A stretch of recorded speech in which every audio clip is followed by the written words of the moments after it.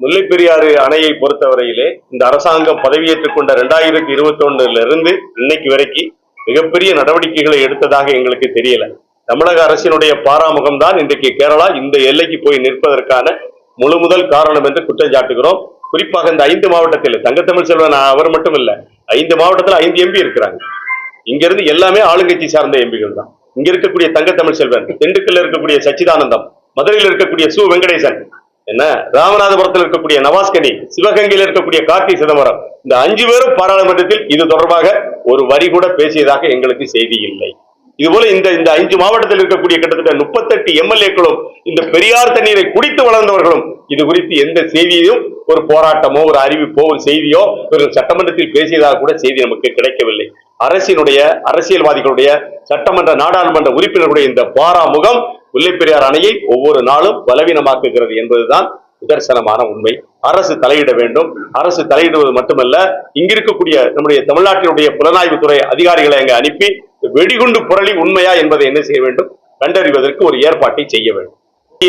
தீபாவளி கழிந்த ஞாயிற்றுக்கிழமை 26ஆம் தேதி இதே கம்பத்திலே ஒரு பிரம்மாண்டமான உண்ணாவிரதத்தை நடத்துகிறோம். அந்த உண்ணாவிரதத்தினுடைய நோக்கம், முல்லைப்பெரியாறு அந்த கேம்பஸ் என்ன செய்யணும், ஒரு மிலிட்டரி காரிடாராக அறிவிக்க வேண்டும். அங்கே சிஆர்பிஎஃப் வேண்டாம், தமிழ்நாடு போலீஸ் வேண்டாம், கேரளா போலீஸ் வேண்டாம். அது துணை ராணுவ படையினுடைய கட்டுப்பாட்டின் கீழ் முல்லைப்பெரியாறு அணை வந்தால்தான் இந்த கேரளாவினுடைய தேவையில்லாத வேலைகள் அங்கே நிற்கும். கூடுதலாக இந்த அணை தொடர்பாக எந்த விஷயமாக இருந்தாலும் சரி, தமிழக அரசோ தேனி மாவட்ட நிர்வாகத்திடமோ கேரளா எந்த தகவலையும் சொல்லல. நேற்றைக்கு வெடிகுண்டு பொருள் சொன்ன உடனே முறையாக என்ன செய்திருக்க வேண்டும், அணை இருப்பது தேனி மாவட்ட எல்லைக்குள்ளே, தேனி மாவட்ட ஆட்சியருக்கு, தேனி மாவட்ட காவல் கண்காணிப்பாளருக்கு கேரளா இடுக்கி மாவட்ட நிர்வாகம் தகவல் சொல்லி இருக்க வேண்டும். சொல்லவே இல்லை. அவங்களே தன்னிசைக்கு வந்தா இந்த பீர்மேடு போலீஸ் ஸ்டேஷன் ஒண்ணு வச்சிருக்காங்க, முல்லைப்பெரியார் போலீஸ் ஸ்டேஷன் பீர்மேட்ல இருக்கு. அந்த போலீஸ் ஸ்டேஷன்ல ஒரு 2 நாயை கூட்டு வந்து நாங்கள் எல்லா பக்கமும் தேடி பார்த்தா வெடிகுண்டு இல்ல என்று சொல்வது மிகப்பெரிய நாடகம். மிகப்பெரிய, அதை ஏற்றுக்கொள்ள முடியாது. ஒரு டைரக்ஷன் கொடுக்கு தமிழ்நாடு கவர்மெண்ட்டுக்கும் கேரளா கவர்மெண்ட்டுக்கும் தேசிய பேரிடர் மேலாண்மை ஆணையத்துக்கு என்ன செய்யுது, ஒரு டைரக்ஷன் கொடுத்து இங்க விளக்கம் கொடுங்கன்னு கேட்குது. இது ஏற்புடைய செயல் அல்ல, இதை செய்யக்கூடாது.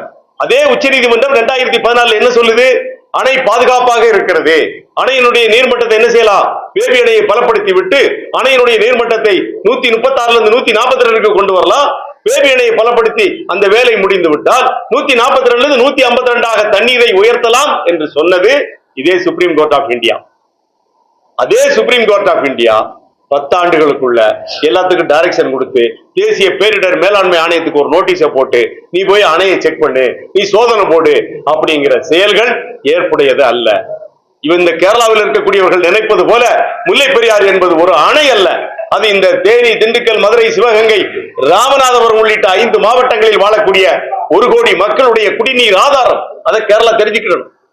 அங்க என்ன சொல்றாங்க, 10 மில்லியன் மக்கள் பாதிக்கப்படுவார்கள் 6 மாவட்டத்திலே என்று சொல்லி விஷமத்தனமான ஒரு செய்தியை சுப்ரீம் கோர்ட் ஆஃப் இந்தியாவில் அந்த ரசல் ஜோய் சார்ந்த சேவ் கேரளா பிரிகேட் அமைப்பு தாக்கல் செய்யும் போது சுப்ரீம் கோர்ட் அங்க இருக்கக்கூடிய பதிவாளர் என்ன பண்ணாங்க, ஒரு விஷமத்தனமான பிரச்சாரம் இருக்கிறது, மக்களை துண்டாடக்கூடிய இன ரீதியாக மொழி ரீதியாக மக்களை துண்டாடக்கூடிய வேலையை அந்த என்ஜிஓ செய்து கொண்டிருக்கிறது.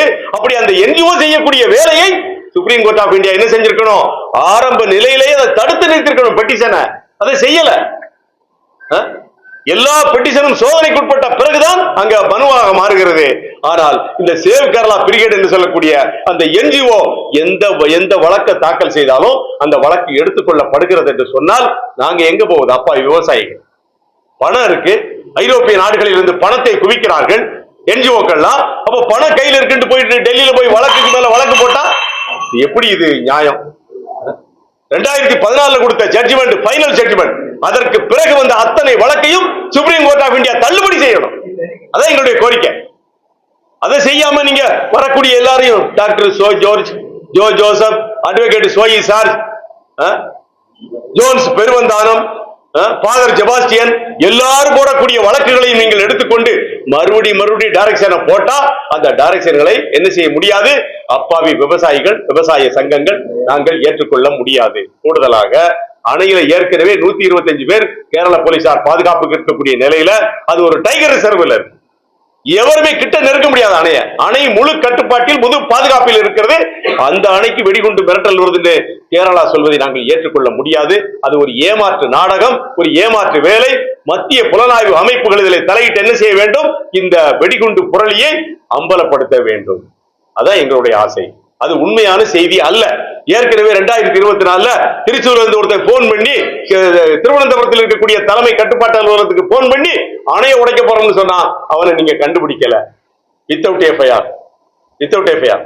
அது மாதிரி தான் இப்ப திருச்சூர் கலெக்டரேட்டுக்கு வந்த மெயிலும் போலியானது. கேரள அரசினுடைய திட்டமிட்ட நாடகத்தில் ஒரு பகுதி. அதனால மத்திய புலனாய்வு அமைப்புகள் என்ன செய்யணும்? National investigation agency, intelligence bureau போன்ற மத்திய புலனாய்வு அமைப்புகள் அதிலே தலையிட்டு அதனுடைய உண்மைத்தன்மையை கண்டறிய வேண்டும்.